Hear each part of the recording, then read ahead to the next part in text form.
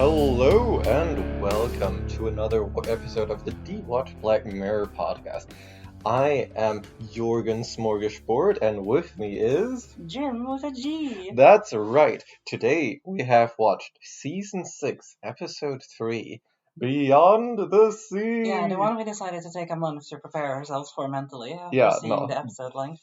Yeah, that's exactly why we took a month to record this one.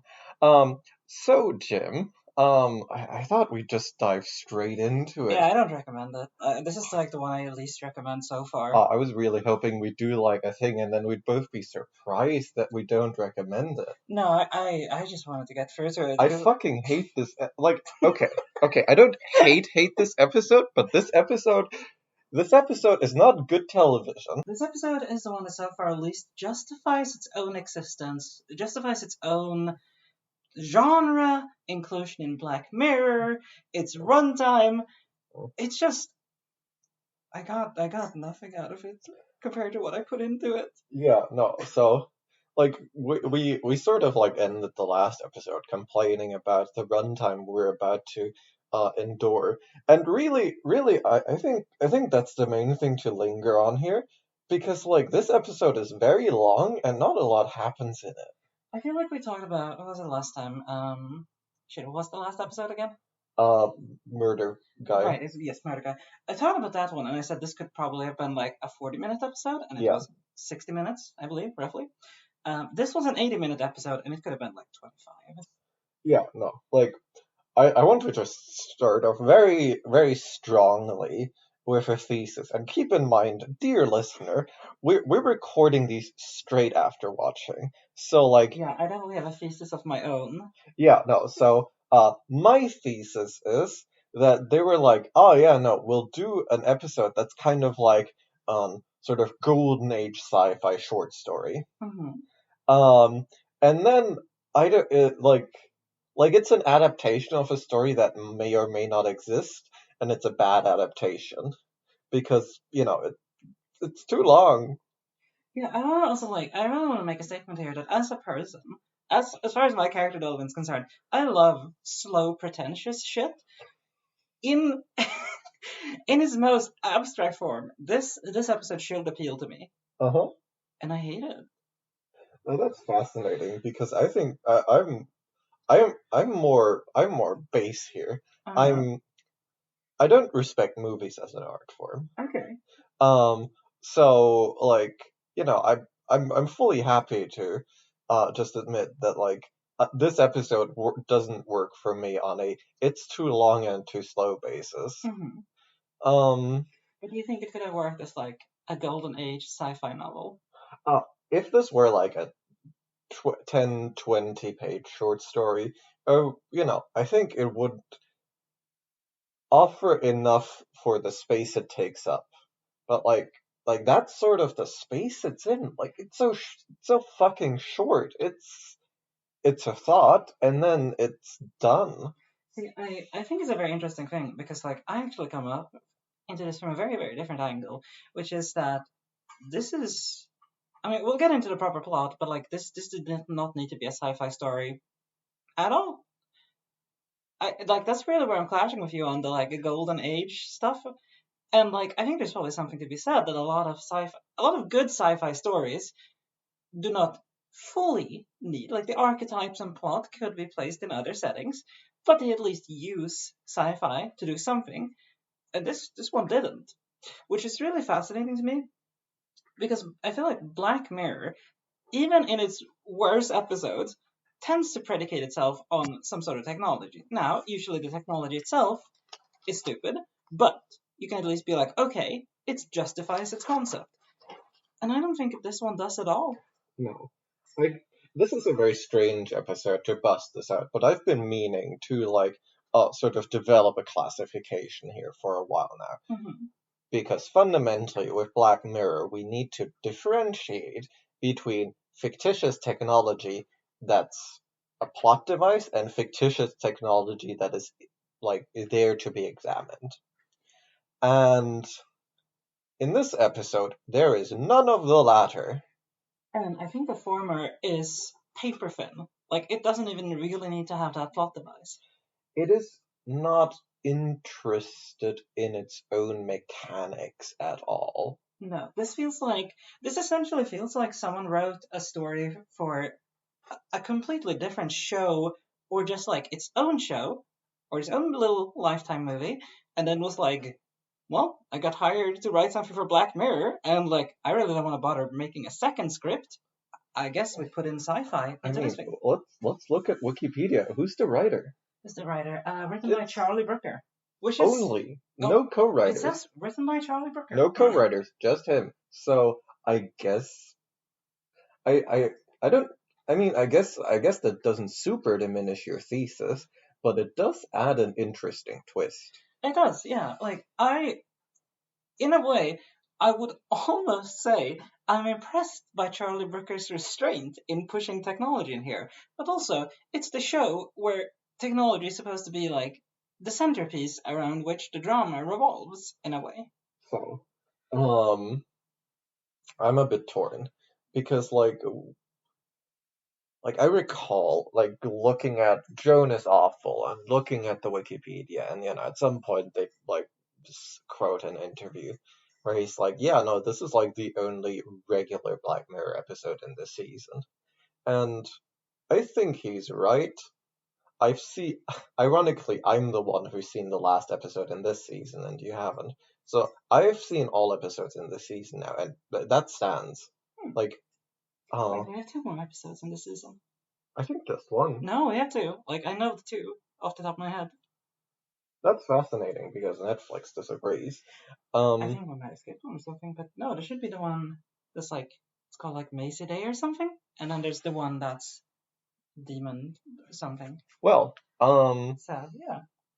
Like it's I Macy guess Day. Netflix is just lying to us. Demon 17. So then I don't know all of them, but no, like what I'm struggling with is like this does not try to be a Black Mirror episode, and I think we should do our best to take it on its own terms of not being a Black Mirror episode. I don't think I can give it that, to be honest. I mean, we need. I think there's an argument to be made for that, but I do think fundamentally, if you're on the show that's about how technology can be spooky and weird, you should do something with that. And I think the game, or I think the show does kind of like give that paper thin disguise and then does nothing with it, and I think that's the problem. Yeah, no, I mean, I guess let's jump into the plot and try to bring something from the stone, because I was worried, oh, no, it's such a long episode. How are we gonna fit that into one podcast? We're good.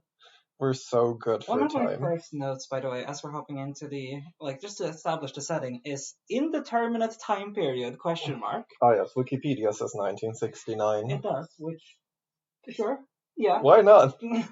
That's not stated in the episode as far as we can ascertain. There might have been like a calendar shot at some point, but maybe, but it doesn't highlight it. But I guess I'm not drawing the golden age sci-fi thing from thin air, because No. like they're like, oh yeah, no, let's reference Bradbury, let's reference Heinlein. Yeah. So like it's wearing its influences and its references on its sleeve, and so in that way, like placing itself in this time, is relevant-ish, because it's like this is the time we're in, this is the mores we're using, I guess. Yeah, I think there's like a cultural underlying thing as we go on that, yeah, it checks out in some of the broader themes. But yeah, like I don't think the time period is super important.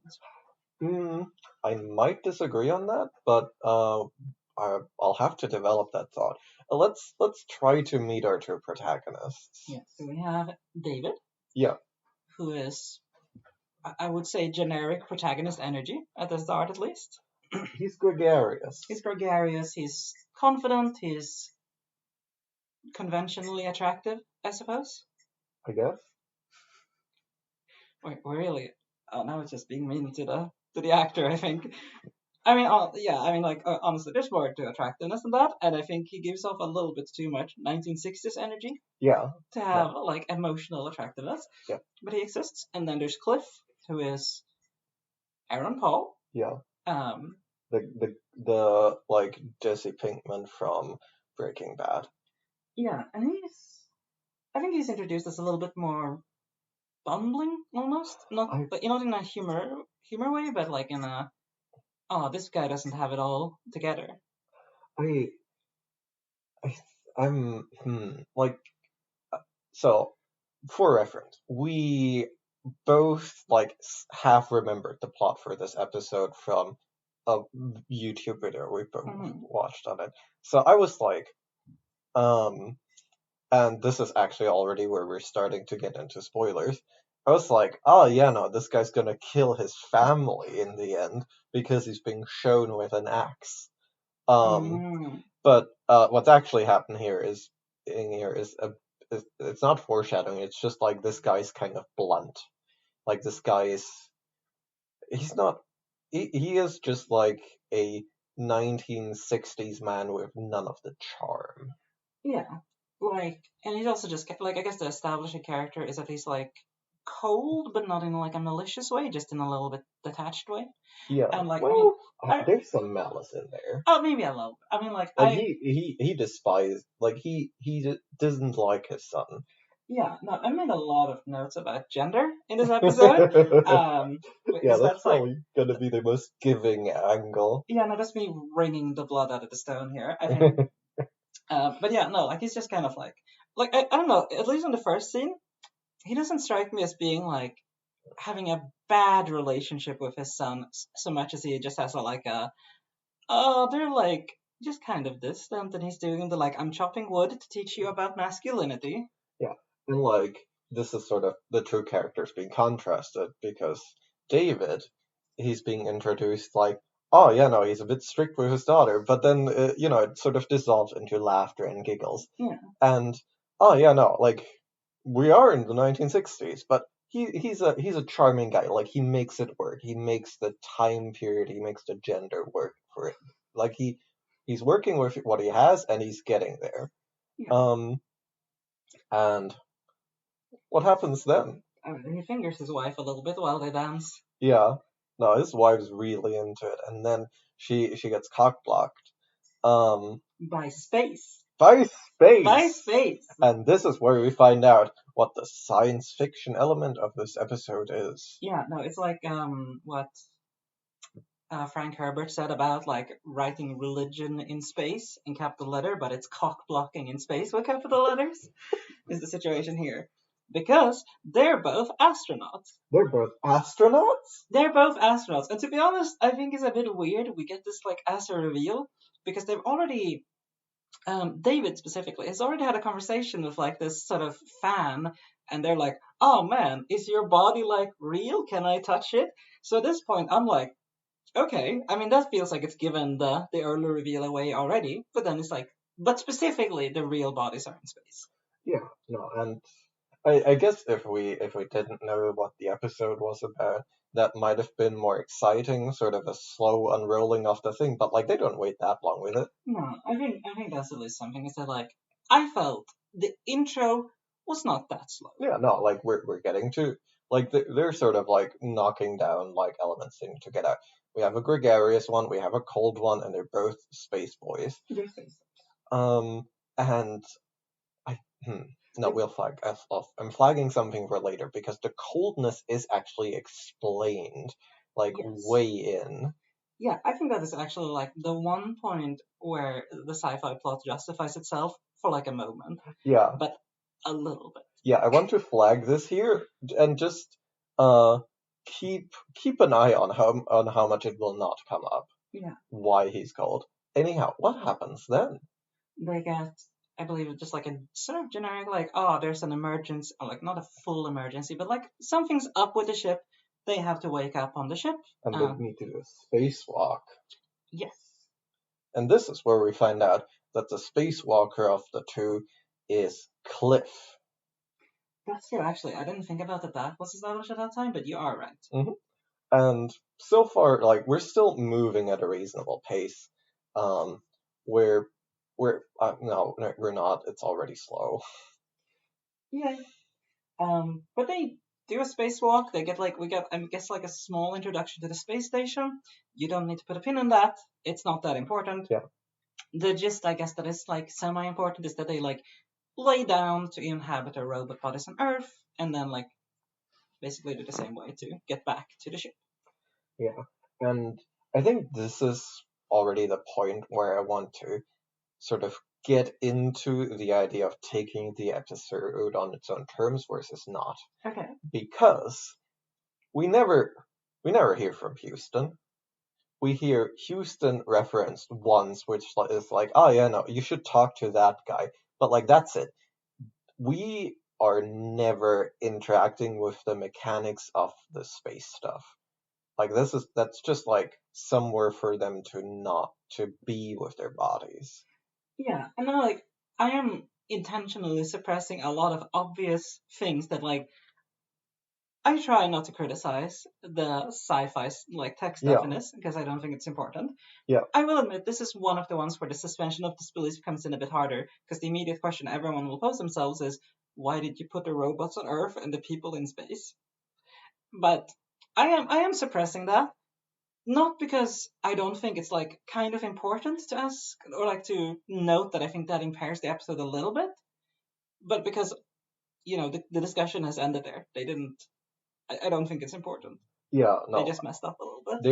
there's just no, generally speaking, no interest of the mechanics there. Like at one point later, they will just sort of offhandedly mention that they have like a backup guy. Um, Do they? yeah, no. I guess we can go over it when we get there. Okay. Um, but yeah, no, like but this is already where we're starting to see. Yeah, no, like we're not super interested in the mission. We never find out what the mission is. And that's not what the episode is focused on at all, because the episode is primarily interested in Earth, which I guess is good for their budget and respectable in that way. Yeah. And I think there's a lot of good sci-fi stories to be told just like en route on a ship, etc. Like I don't think that is at all impairing Yeah, anything. no. But But we no, have the inciting incident. yeah, we have, yeah, that's something to call it. Um, and it is at this point that I finish my risotto and start taking notes. Oh yeah. Um, Post risotto notes. yeah. Um, I have a few pre-risotto notes as well. Really? Well, I was nothing I haven't mentioned. So, David gets a visit from essentially the Manson family. Um, Yeah. and they kill his whole family and destroy both his robot body and his backup robot body. Oh, okay. Yeah, I think I missed that then. Um, yeah, they're just like they're referred to as a hippie cult at some point. Yeah, They have a little bit of like cyberpunk energy to them in their aesthetics, I think. But then they are also like religious, I think. yeah, They no. they have a religious vibe, and I'll be honest, I just don't buy them at all. Here's the thing. I think we can just sort of skip over this because they're just perfunctory. Yeah. Someone needs to do the murder. Let's have the Manson family do it. I also just love the fact that they then do mention like, oh yeah, they just turned themselves in the next day, Yeah, and no, I'm just like, what the? yeah, no. What are you We're doing? the episode is very clear. This is not what we're here for. They're dead now. That they've come in and done their job, and now they will never be mentioned again. Yeah, and I want to make the point that on some level, I accept a lot of like narrative constructions, but like even at this point, like 20 minutes into the episode, there's a lot already like weighing on me, and I'm just that I can't quite get over. Mm. I think like what what I want to flag here is like the elaborateness of this Manson family, because it doesn't serve any fucking purpose. This could have been done. The entire family gets in a car crash. Yeah, well, I guess there's some symmetry that doesn't work out, but like fundamentally, it's like it's not. Uh, I think the symmetry is something we'll get back to later. I am, in all honesty, not super convinced it works anyway, but yeah, no, it's like it's just a lot of time and effort spent on something that I don't think contributes. yeah. I do also want to flag, because I flagged this while we were watching. There's a great scene that I think on some level establishes what the episode is actually interested in, which is when they are discussing the murders, or like when his co-pilot is informed about what has happened. Uh, Sorry, I found a remote. It's over here. Fantastic. Yeah, no, I keep getting distracted by the TV, having Netflix previews. But yeah, like when Cliff, who is his co-pilot, uh, gets informed about it, I think either he or like someone else says like, "Oh, they killed his replica too," and I'm just like, "My dude, like a woman and two children died. Yeah, Like that feels like." First of all, yes, obviously they were like this like Luddite cult. That seems like the one thing they will obviously kill. But second of all, wow, that's fucking like that to me is like getting in for this like, oh man, your coworker's family died and they broke the TV. yeah, no, see, I'm once again, I don't want to give this episode any respect. Like, they're just delivering info. They're just expositioning. Like, and they're just not doing that well at it. I suppose the thing that strikes me about that explanation though is that they certainly did not lack for time to put in a separate conversation where it's like, oh man, and now, like, yes, my family dying is horrible, but I also can't go back to Earth, which is like the coming plot point. I don't know. It feels very weird to shove those two together when there's so much space in the And episode. yet, And yet, and yet. Um, yeah, and I guess what happens next is he gets a bit depressed for a while. We see that the spaceship has a nice fern room to make them not go insane and give them oxygen. yeah. A lot of photosynthesis must be going on in there. Um, and like it transpires after like a hot minute that oh yeah, no, he's gonna get to just take the other guy's replica, i.e. robot body, and visit Earth for a spring. And that happens. He weeps. The wife of the other guy, so Cliff's wife Lana embraces Cliff's body but David's mind when he weeps profusely after getting to see a nice oak and not be in the claustrophobic ship for a I'm second. hanging out with a little caterpillar. I'm hanging out with a little We should not caterpillar. underestimate the healing powers of little caterpillar fellows. Yeah, no. And at this point, we've basically got all the pieces in place, and only the ending is kind of a turn. Yeah, like what is this? This is like 30 minutes in. Tops, The next 40 minutes maybe are more. are just there. Yeah, I for the life, like we're looking at the plot, like the plot summary, like there's nothing that happens in between. Like I guess he gets the wife a book, but like they're not playing this as a good romance. No, like the romance is incredibly awkward. But like I think the funny part is like this is where I'm stuck. Like I wrote down, and this becomes like I wouldn't even say this is prescient so much as just picking up on patterns. I wrote down, is this just an affair story? And yes, to me. No, here's the thing, because okay, I think what's happening here is that what they're actually doing is they're not setting up the affair so hard that they have to have the affair, because the affair never happens. So what we're having here is like enough to justify him being into her, but not her being like falling for him. She's just like, ooh, that's a man with art in his heart. Yeah, because that's essentially the summary of the plot for the like coming at least 30 minutes is this like David, who is inhabiting Cliff's body to and fro to paint a picture of, or to paint a painting, I suppose, of their house as a quote unquote thank you, um, is into art. And Cliff is into chopping wood, and Lana is into art and not chopping wood. And into books. And into books. And as we know, books are what give women personality. Yeah, They like books. and we never really found out more about Cliff's interests as a person. We don't find out more about Cliff. We don't find out more about Lana. We Nah. don't. We don't find out shit about Henry, quite frankly. No, who is Henry. the son, to be clear. Yeah, Henry is Cliff and Lana's son, and he's just sort of an appendage. Yeah, He's I just there. like it struck me like I realized he wasn't going to be like an important character because does he speak? Yeah, he does speak. He says like, Yeah. "May I leave the table, sir?" Yeah. Which is where gender comes back into the swing of things. But yeah, like that's essentially the entire fair plot is like I wouldn't even say David as Cliff is particularly like kind to her. No. He gives her a gift, a book. That's it. Yeah. Like it is literally just like, oh man, this dude listens to French music.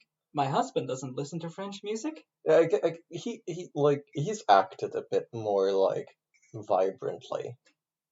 A bit, I think, is the operative phrase there. Yeah, no, but I guess in sort of 1960s men's standards, he is a picture of affection and vibrancy. Maybe, yeah. And like, I don't know, I will say that entire plot falls very flat for me for two reasons. One is like, I feel like Lana's internal world has no place in the story. Neither does Cliff's, to be That's fair. the second part. Is that like I don't know anything about Cliff. Like No. up until this point, I wasn't even super clear on Lana being like dissatisfied in her marriage. Yeah, no, I mean, here's the thing. Like, I guess we're sort of supposed to derive that from the fact that Cliff is pretty much immediately conveyed to us as a cold dick. Yeah, and the fact that at one point David says, "Isn't Lana like a social butterfly?"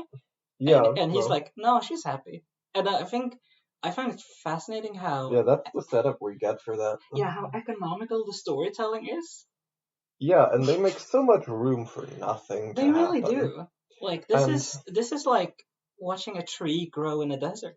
but like I want to add one more person to the list whose internals we're not getting, and Mm-hmm. it's David. Yeah, Like, David is also remarkably flat, and I think I want to revisit that at the end. yeah, and like the most internals we're getting is that David is painting Lana, and you found this what was funny in the episode. You were laughing at his paintings. I just listen. I'm not an artist. I have very little in the way of artistic skill.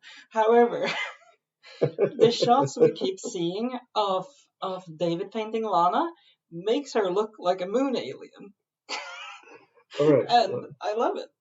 I do think what's happening here is that they don't want to show us the final result, and just like an image where the face, as it turns out, isn't as crucial of an element. Like the face is just gonna be drawn with stronger lines, and it's gonna be weird when you just show that part. And they could have just like had him at least draw like one beautifully elaborate face, but they didn't. Yeah. Anyway, um, But yeah, that's I mean literally like I feel like we're faltering a bit here just on the count of this is 30 minutes of this. no, we just have to bust through this. Like we're just Yeah. gonna do this plot summary in like five. No, we're already long, but like we can just finish the plot summary in like 5 minutes. Yeah. Basically David gets horny. Like Yeah, a bit unclear how much this is physical, how much is emotional. With Lana, Lana seems a bit reciprocative. seems to Reciprocal. reciprocate a bit. Yeah, Yeah, that's probably one of those things where you just pick an alternative linguistic strategy. yeah, But yeah, like just it's not engaging, yeah, but it happens, and it's just there to set up the next section, yeah. which No, is essentially the final section. yeah. So basically, like there's like two elements here, right? Like Lana already rejects David, Mm-hmm. and she has one interesting line where he's like, I see the way you look at me, and she's like, the way I look at you, Yeah, implying that she is horny for her husband. And I think like this is sort of what I was referring to earlier, that yeah, she is never like confirmed to actually be into David at all. Like she just wants her husband to be a bit more alive. And this is enough to like cause enough friction to have a small cascade of events that leads to a confrontation because David has been drawing Lana nude on the spaceship, and uh, Cliff is like, "Oh my god, he fucked my wife." And And I think we should call back to the Chekhov's gun set up earlier, where David goes, "Yeah, I draw from memory," and Cliff masterfully puts the pieces together when he confronts his wife and goes, "David says he draws from memory, and he's drawing your boobs. Thus, there is only one conclusion." I was honestly embarrassed enough of that to just like try to sort of breeze over it. But yeah, no, but like Lana's just like, no, I'm not actually that into him. I just wanted you to pay attention to me. And he's like, oh man, I guess I have been cold. And then he gets back on the space station. And here's where the next part happens. Because I do want to Mhm, stay a little bit because I think we should also say that specifically the Lana's rejection of David as Cliff mhm, comes after there is actual physical touching mhm. going on. Like he fondles her breasts a bit.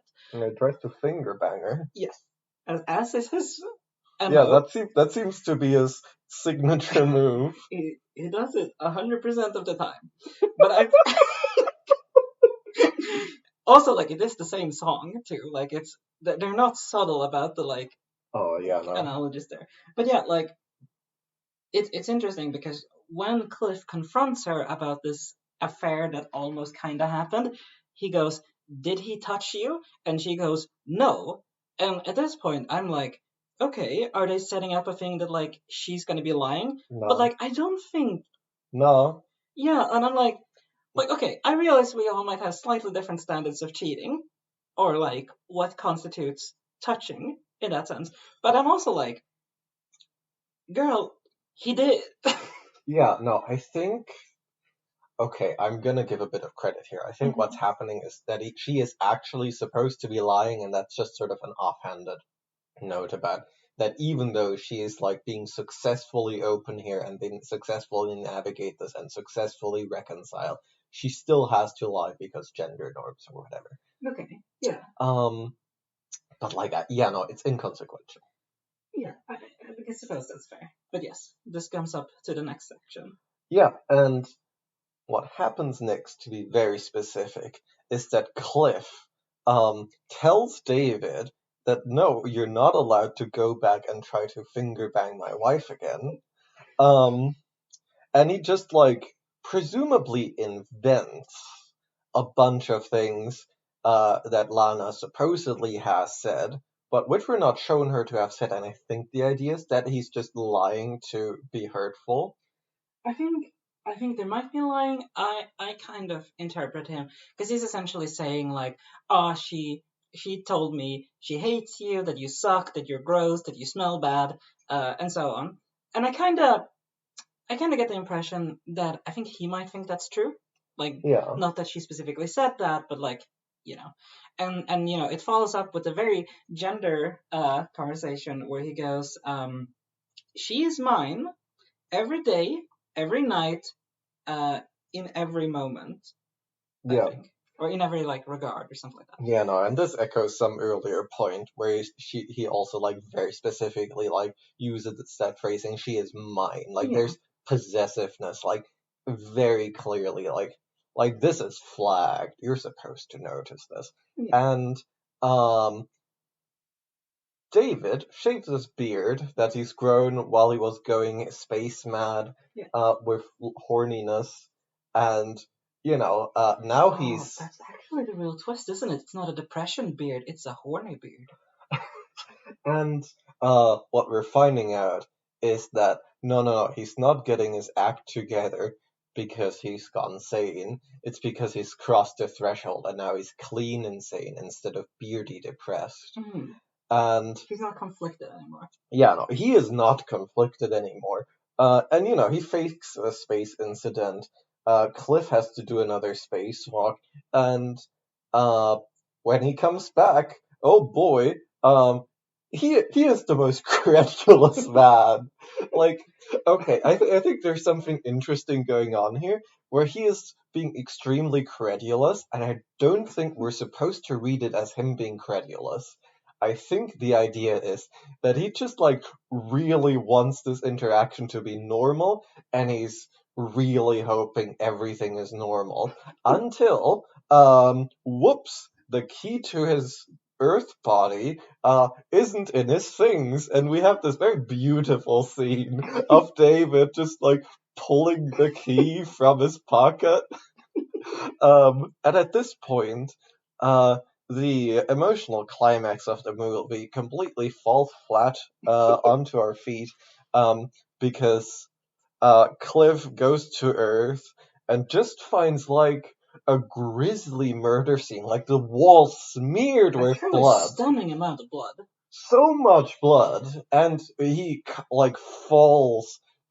His hands are like soaked, It literally looks like he's just completely dipped it. soaked. Like, I think the only logical conclusion we have to make here is that, like, David, during this what feels like a 3-minute break, Yeah, no, it's went so short. yes, went and like slit her throat, drained her blood meticulously into like a bucket, and then before he went back into his space body, was like, I'm just gonna make sure to like really dip this hand in here so as to make clear there is blood on my hands in case you missed this.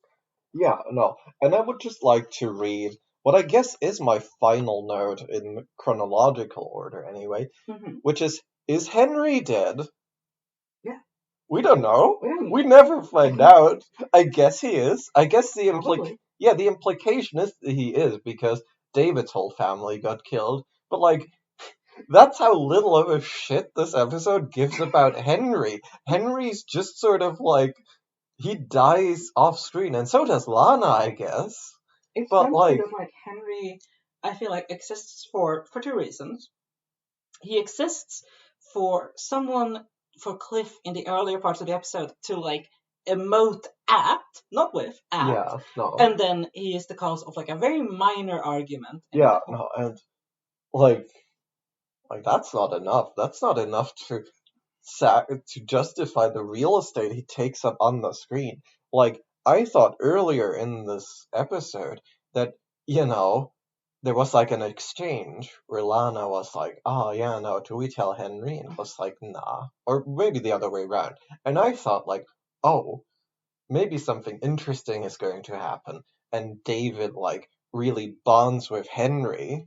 I think that could have been a way. I was also like, after the, oh god, at least Lana is dead, I was kind of like, are we gonna see if Henry is like survived? Like, Nah, is there gonna be anything interesting nah, there? Like, he runs. nothing. Yeah, nothing. Like, Nah, fuck truly off. nothing. Fuck you for asking, even. And, we get back on the spaceship, and we have this sort of weird scene where, like, David is just sort of sitting at the table, awaiting Cliff, and he, like, sort of kicks over a chair. And I guess, now they're the same. I mean, That's what that seems to be saying. yeah, in terms of quote unquote, because there's a point David makes where he's like, "Oh, I have nothing."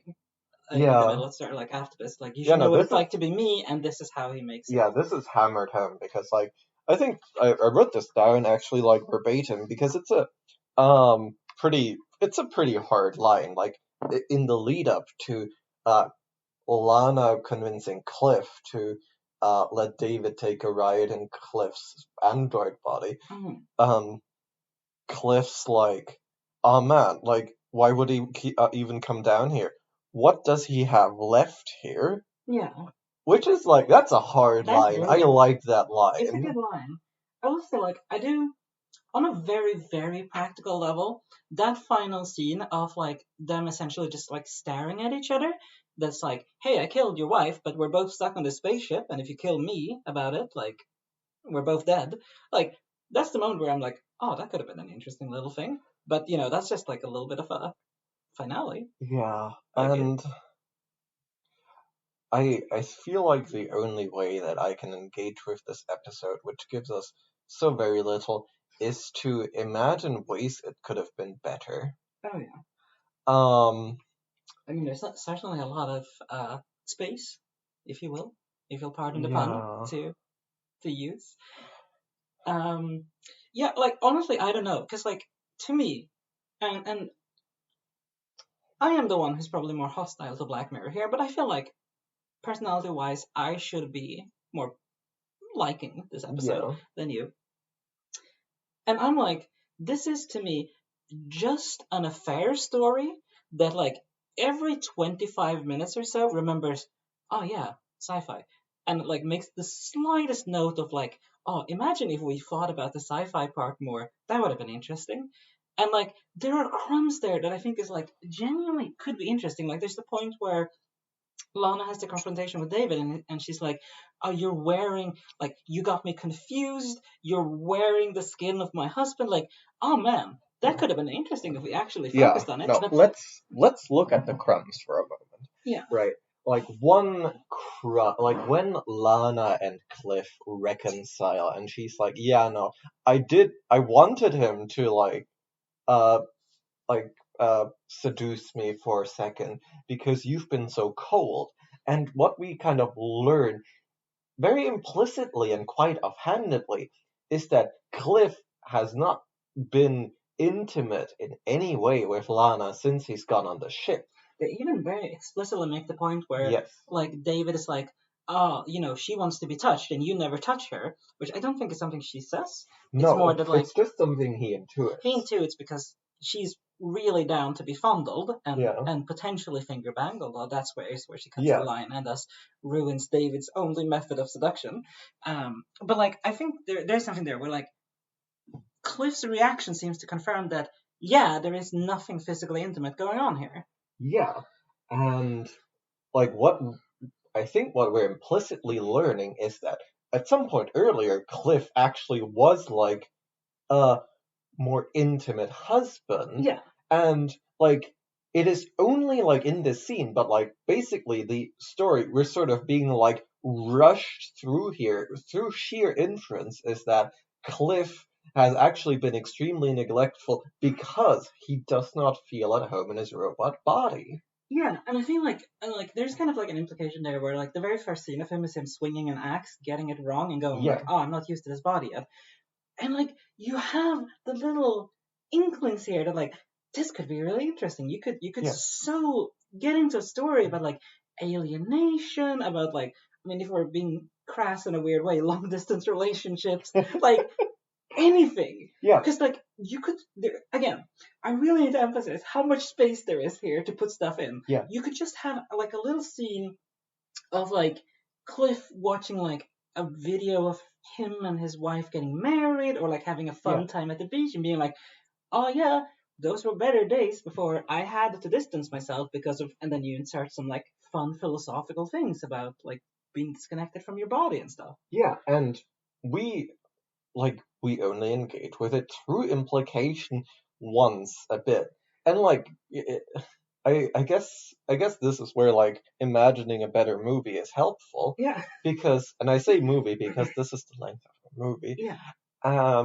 Because like only through sort of imagining a better movie can we like really get something out of these crumbs that we have to find. Like, it's so interesting because I have very, very vague memories. Like, I think I vaguely remembered the ending being dramatic, and that was, like, more or less it from, like, what I had heard about this story previously.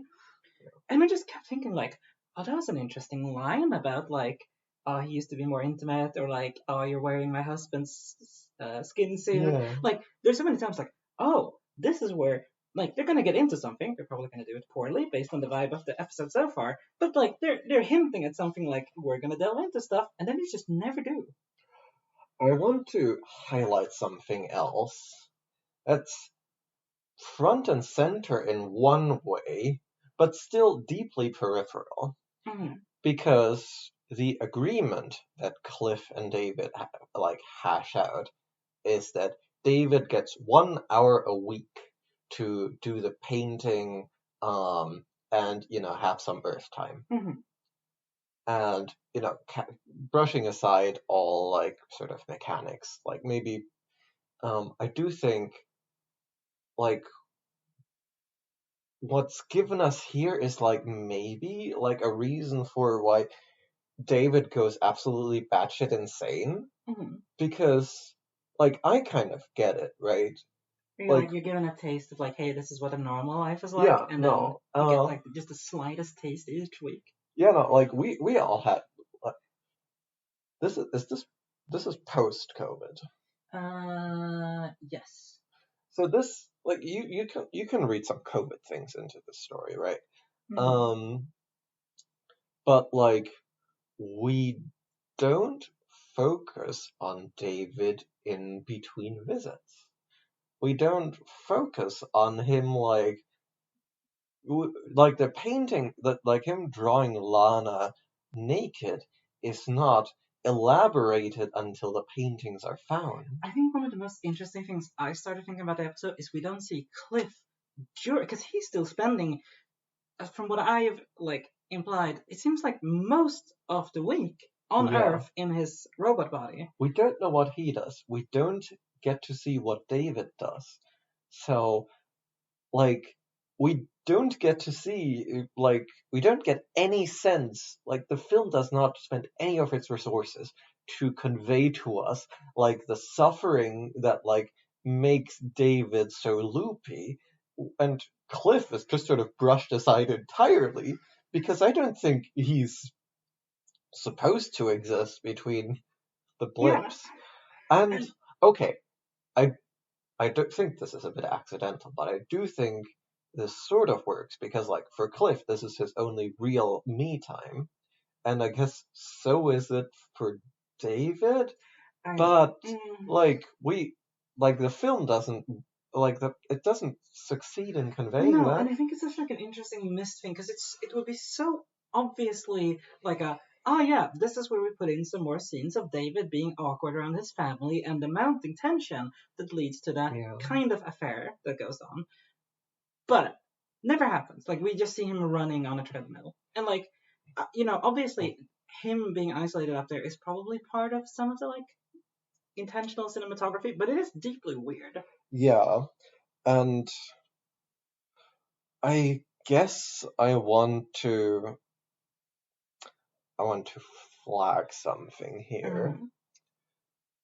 which is why I think this episode goes so deeply wrong. Mm-hmm. Because like we have all these crumbs, um, but their exploration is halted in favor of twists. Twists plural.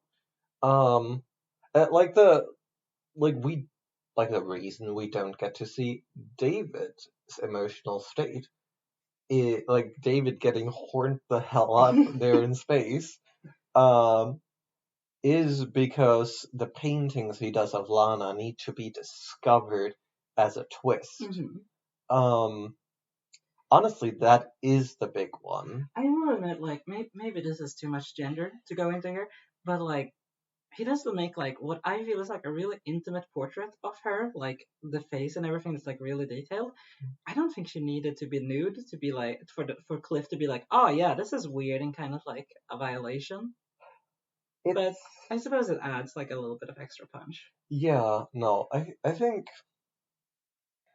think a more interesting movie would have just like done a like uh a portrait which conveys the feeling rather than he is mad horny. Yeah, because I think there's also like a point of like Cliff not being into art is kind of like a substitute for, or like it's analogy. I don't know what to put it, but like it is meant as a stand-in for he's not emotionally available. David is, so David Yeah. putting all of this effort into like making Yeah. nude portraits and everything is him being emotionally intimate with her in a way, and like it's kind of standing in for physical intimacy. Well, I think that's sort of like where it halters because like that's the nude portraits like portray a bit more the base Yeah, viewpoint as well. and I mean on the topic of gender, they're very male gazy. Like they are borderline Yeah, pin-up models. yeah, no, and I think like this is sort of what I guess I want to pull out here is that like David takes a weird turn in the sort of like towards the end because like if this were a more by the numbers affair story, he would actually be like all those good things and he would be sexy. Mm-hmm. But like we never quite see him really reach peak attractiveness. Uh, and that's because he has to be a weird, crazy, horny guy for the plot to Yeah. come down the way that it does. There's the like part where he starts saying, "Oh, you know you want it," which is like, as we all know from Robin Thicke, you should not say that. That is a bad phrase. But also like I need to get this out because you know when we were talking about how like David draws from memory and he drew your tits. Yeah. There's the implication there that Cliff, looking at these like very very good drawings, must not have noticed that like something like because there must have been something he couldn't have replicated, right? Because he didn't see her naked.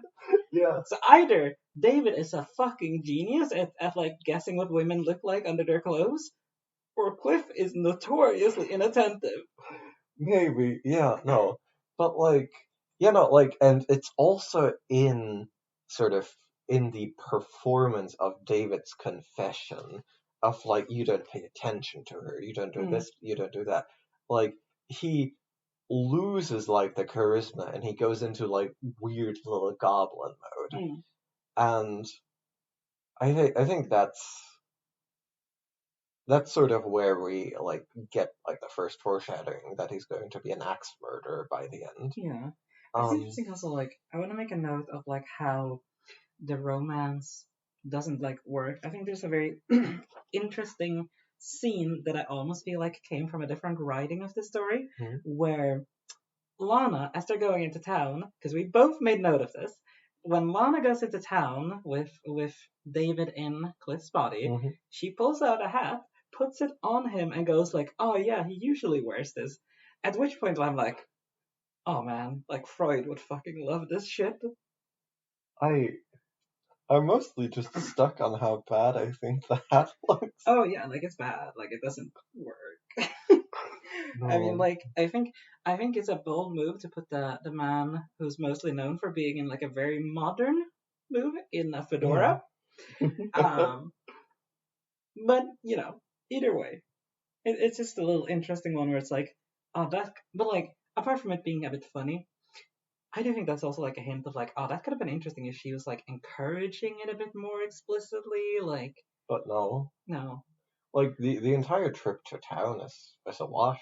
yeah, Like I was gonna like go I would have summarized it if there was anything there, but there isn't. yeah, like I was expecting stuff to come up there. I was Yeah. expecting. But no. Um Also, just like I think I don't know whose fault this is, and I don't want to go in on it too hard. Her actress does spend the majority of the story just kind of staring, mildly displeased or mildly pleased, and I'm just like, yeah, I don't know what went on there, but yeah. something felt like it I, went I wrong. I have a strong theory of this actually, because we're not supposed to be sure whether she's into it or not. Like whether she's into David or not. For the light reveal that she actually like really mostly isn't to like really work. Like this is the other time when like they sacrifice like having actual exploring things for the twist. Hmm. Like they don't explore how she feels because it needs to be ambiguous for us to be like, oh no, she's not actually into this. Um, and like, is that supposed to be feminist?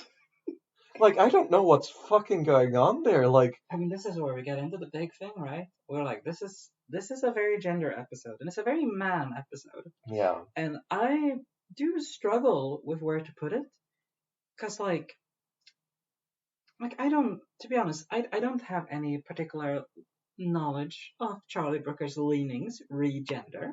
mm, But like there's a lot going on here, and like obviously a lot of it is intentional. But I'm like, to what degree, right? Because like one of the things I kept thinking about is like the two men here are the entire story. Like yeah, when like there's just straight like I mean his family dying is just straight up fridging at the start. Like yeah, it's like a you could put that on TV tropes. Um, and like there's never a point where like the women are really explored apart from their mostly in all honesty sexual receptiveness or lack thereof, but also to some extent emotional.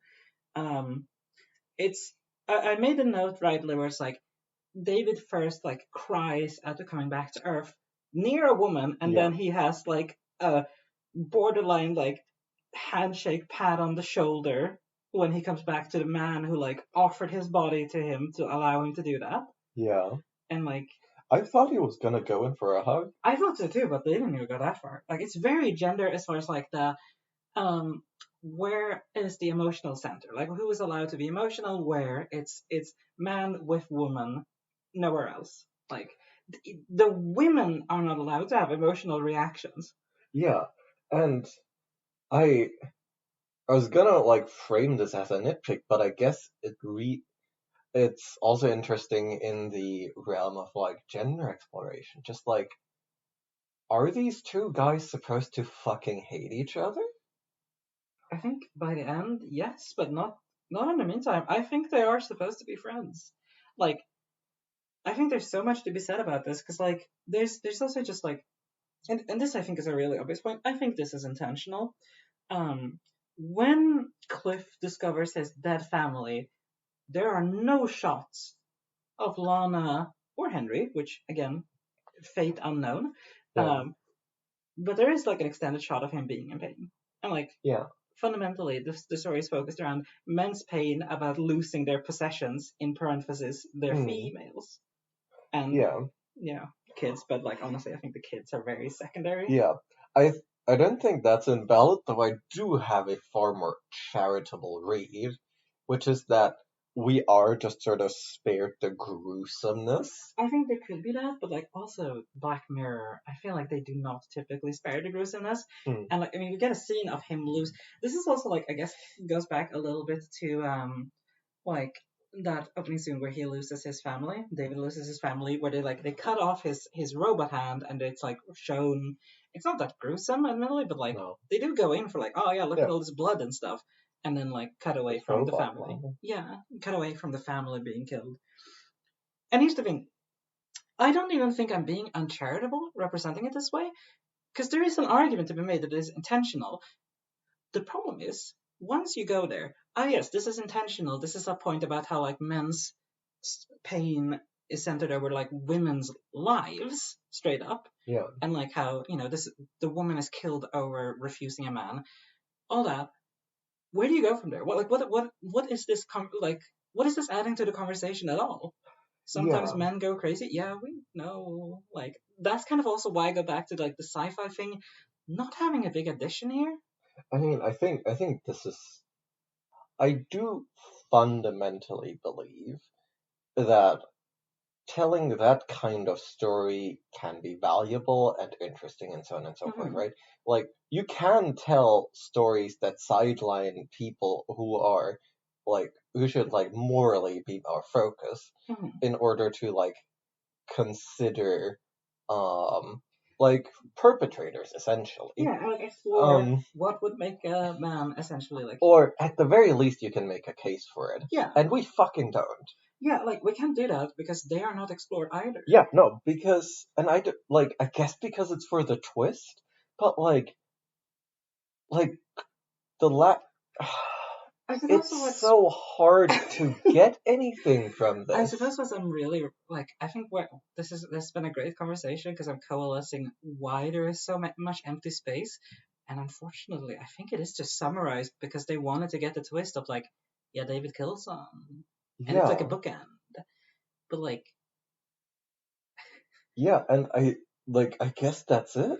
right, like it's sacrifice, like, and to be fair, this is us sitting like deciding we're the writers here, like that's the thing we've gotten to in episode 3 of our Mm, podcast, but like, it does really feel like all this empty space they could have used to delve into so much more interesting topics and yeah, like actually connected to the sci-fi point of the show. Let yeah, us remind you, is instead spent on no, we need to keep it on the DL because we're gonna have a yeah, twist. and because of that, like, the episode is treading water, Yeah, and it's not good. like it's fascinating because like I had this thought like at some point it is holistically uninterested in anything. It feels Yeah, like it doesn't. there's so many things like we could talk about the Well, gender it's aspect. interested, but it restrains its interest in It order doesn't to want to set up. explore. Yeah, This is a person who's like, oh, I want to make my own video no, it game. wants to explore. It avoids it nevertheless. Well, no, I think this is someone who wants to be like, I want to write my own American novel, but I don't want to sit down and do the typing. I just have it in like my head, and it's so good, and it's so good. But like, I don't want to do the work. Yeah. And like, I honestly like, in a way, I think this might be the most inspiring episode of Black Mirror so far. Because I'm like, oh man, I could do this so much better. I could do so many different stories with this base concept. Yeah, no, to give like a minuscule amount of credit, like every now and then it like sort of like looks at a thing that could be interesting, like all these crumbs we've been talking Yeah. about, and like as a viewer who is like I guess trying to wring a podcast episodes out of this, you are just like sitting there and going if if you try to take something from this episode, all that is really available to you is more interesting questions than the episode. Yeah, because I'm like, as I mentioned earlier, I wrote a lot about gender this time Mm, around. And like, there's more that I haven't said. Like, there's his interactions with Henry, as few as there are. Like other things, and like, just little tidbits here and there. But to be honest, like the gender stuff, like it doesn't say anything new. It's just like, yeah, men are possessive of women. That's the 1960s. Like they, yeah, like fights between men about women. Like it's just, it feels like it's gesturing at like gender theory 101, and then going like, oh man, we can make a thing out of this. But then it turns out, no, you can't. Um, but like I going past the gender stuff, there's like so much interesting stuff you could do with like the alienation as a result of technology from like physical intimacy. Like, I mean, I think there's a very obvious parallel you can make with Cliff, like detaching himself from his wife. Like, it's essentially him going on like a tour of duty, right? Like a yeah. soldier. Like you could. Like, it wouldn't make for a good episode, but I think if you just copied that as like a broad analogy, it would make for a better thing than we got, All right. potentially. I'm going to go for an extremely long-term flag here, Mm-hmm. and just like all this stuff with like bodies and alienation and like physicality and being in another person's body. Mm-hmm. I'm just going to flag this for striking vipers. In the last second before you finished that sentence, it coalesced in my head what you were Yeah, going to no, say. because and I want to flag that we do not explore these things. We have like, I think striking vipers is essentially the impetus for us making this podcast because we Yeah, have very differing opinions on it. And after watching this episode, I have to give a lot more credit to striking vipers, to be honest. but yeah, no, we'll get to striking vipers. But like when we get there, we will know that that Beyond the Sea was not interested in any of these interesting things, and I don't know. I just want that there. Okay, here's the thing, right? Mm-hmm. I watched like a video that like sort of comments on this episode long before, Mm-hmm. and therefore I thought I remembered what was gonna happen, and I honestly did not. I thought Cliff was gonna kill everyone because David actually did like had an affair. Mm-hmm. Um, and at some point I was like misremembering in another way where I was just like thinking that Cliff is just like, hey, listen, I know you're doing badly, but go down there, fuck my wife. And I I had a curiosity about that because there's a point where like Cliff. Okay, so there's a point where we mentioned that there's a minor argument about Henry. It's very quick to summarize. David hits Henry because Henry was bad to the painting, and then Cliff goes, "So what? Sometimes we hit kids all the time. I love yeah, hitting kids." And at that point, I was like, "Man, this could if he keeps justifying because he's justifying it to his wife." So I'm like, yeah. "Oh, this could be interesting." He's like, But here's the thing, right? In the context of that scene, I don't think the wife gives a shit either. She just needs a pretext. "Yeah, yeah, for sure." Because she at this point was just like trying to get David away because he groped her Yeah. and assaulted her, but she doesn't want to say that, so she's like, "Oh no, he hit our son," Yeah. and he's like, "I hit our son. It's fine." Which is funny because, like, that's bad. But you have to realize that internally, surely she's going, "Oh, he got me there." And like, at this point, I was like, finally, we're hitting the affair, because I was like, oh yeah, no, um, maybe like Cliff's callousness convinces her that, you know what, I am going to fuck this man. But no, we just never get the affair. We not like that would at least like give us some like motion. Yeah, I mean, like, I think also that's like an interesting thing to touch on, right? Because, like, I think here is like another breadcrumb you could like pull on. I should not mix metaphors like that. No, go for it. Okay, so you pull on the breadcrumb and you get the loaf, right? And the loaf here is like, you could have had a very interesting story here because you could be like, oh yeah, she's being pushed away from Cliff, so maybe she'll go into the arms of David. Except David's arms are literally physically Cliff's, so there's like, oh, how does emotional and physical intimacy get messed up with that? Yeah, and like near the end, I was like starting to remember that indeed everyone dies at the end. Yeah. But I was like, I was just seeing like Cliff lay into the mind transport machine after having absolutely like brutally laid into David, and just thinking like, man, it's probably not a good thing to do. Uh, if your body's just like they're vulnerable to be choked Yes. to death. I was also just expecting him to fucking die. Like Yeah, to no. to come back to the space station with like hands around his throat, Yeah, no, to just be fucking dead.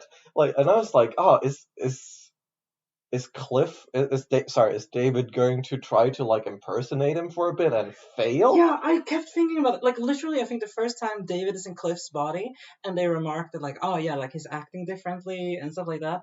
I was like, oh, that's going to be interesting because obviously at some point David is going to impersonate Cliff to have sex with his wife. No, no, it And I, doesn't. yeah, and I was just like, oh, I'm curious how that's going to go down. It doesn't happen. It's the most obvious thing you could do with it, and it just doesn't happen. Like there's a point here where I genuinely wonder if the writers of this episode, and I'm using the plural here, if there's a point where they were like going through all of these fun things they could do and going, nah, the audience would expect that. We can't do that. And then like what was left was, well, I mean nothing. I don't know. Like, it gives us so much and yet so little. I know. It's stunning. I, I honestly, I think I think my tank's empty. I don't have any more thoughts. I have one more thought. Go I for have it. written down one thing because I want to make the note here. This is not at all important, but I need to get it out. So when David's family home is being invaded by Hmm. the hippie cyberpunk religious cultists, um, he grabs a baseball bat. Yeah, This is set in America. yeah. Are we to believe that this is an astronaut, but he is also the only American male that does not have a gun? I mean, I did actually like. I guess this goes nowhere, but at this point, like David is like very much shown to be absolutely like inept at violence. I know, Like right? he's like sort of swinging the bat around like to keep distance, and he just gets easily disarmed. Yeah. And Like like, they have a numerical advantage, but they barely need to use it. yeah, no, they just sort of like one grabs his arm and then he's done for. And like, this just seems like a failure of storytelling, because like if you want to like flag that he has some capacity for violence, at least like let him like Yeah. brain one of them before like they fucking do the murder shit. I don't So yeah. in summary, we have like a very basic story about men's violence in Yeah. regards to sexual possessiveness, and then we have hints of actual sci-fi stories that could be written using this premise. Yeah, I guess. This was really depressing, honestly. This was enervating. Like, thinking about this episode is an exercise in frustration. Yeah, and it's like I did say that like I genuinely think this is the most inspiring episode so far because like this stimulates the nerves, right? Like Yeah, this gets you like, oh yeah, there's so many stories you could take of this. yeah. But it does also like come with the realization that there were so professional writers who have spent many years writing episodes for TV pulled on none of those breadcrumbs. No, I think it was just one writer, and he was like, he knew exactly what he was gonna do, and like he just avoided any distraction on the way there, but like he left the hints of them in there. Like I genuinely think like this episode beelines so singularly uh for such a dull result that any other explanation is would be surprising to me. Yeah, it's just like I don't know. I have so many questions honestly about this episode's creation, and like I think maybe the thing that we come back to as a bit of a bookend here is why is it 80 minutes? At what point was that decision made? Aw. It must have been before they like properly started writing, right? I do not know. It's Because it's completely baffling. I could not see myself sitting down having the storyline out and being this needs 80 minutes. No, That's a level of self deception beyond what I am capable of, I think, and I'm pretty good at it.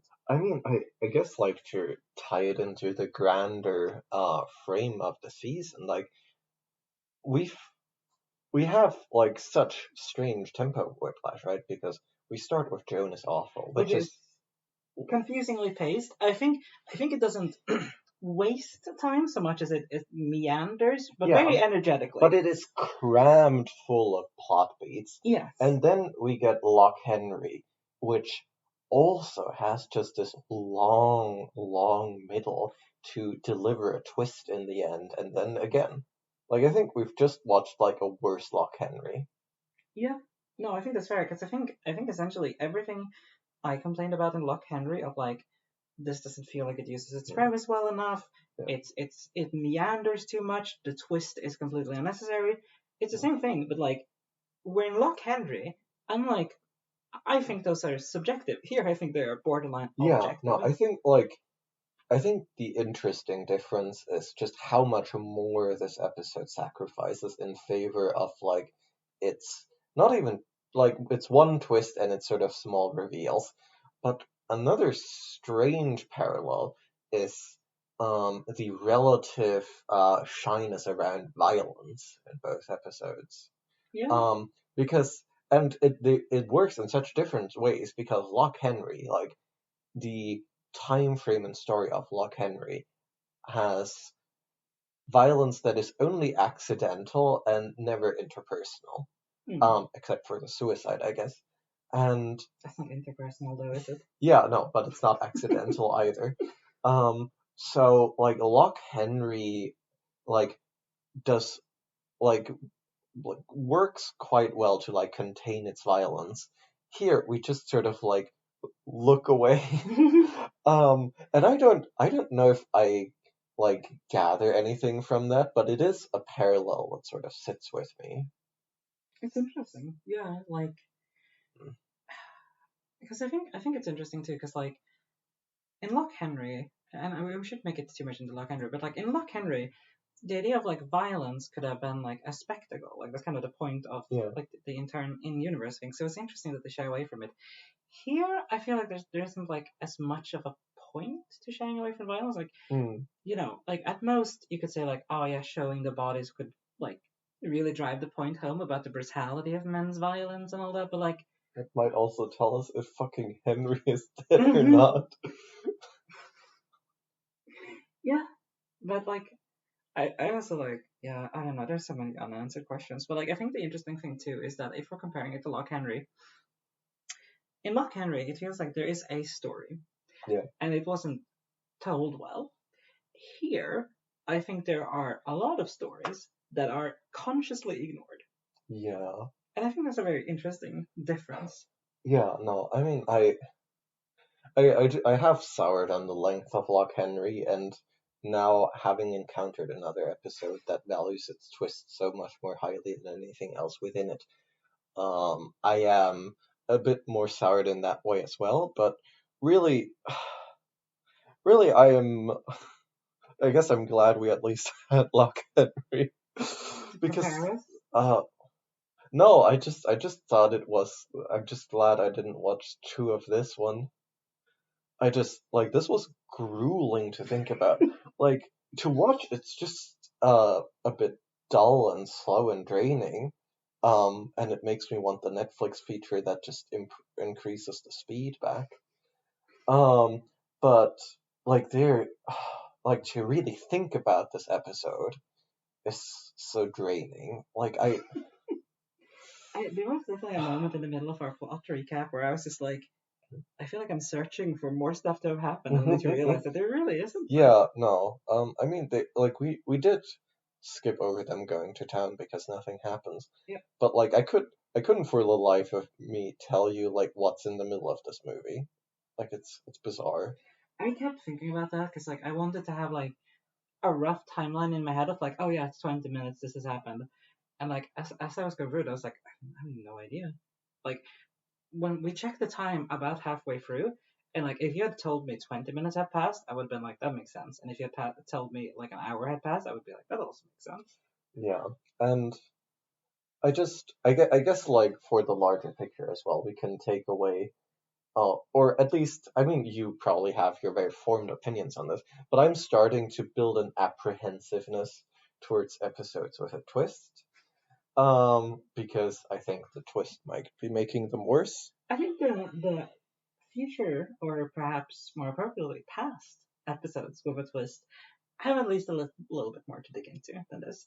I'm not going to say they're good, but I think there's more interest to them than here. Well, and after that absolute slog, I have no more thoughts. I remember, I mean, like, I have a lot of thoughts, but like, they're all circular because there's nothing to grab onto in the episode. Yeah, What we have to say is that we have a ray of sunshine, a hope coming up because the next episode is 40 minutes, hell yeah. and I think we can. I've heard it's very bad. I remember very little about its like plot summary, Mhm. but I've heard it's very bad, and it's 40 minutes, and I think we can really regain some energy.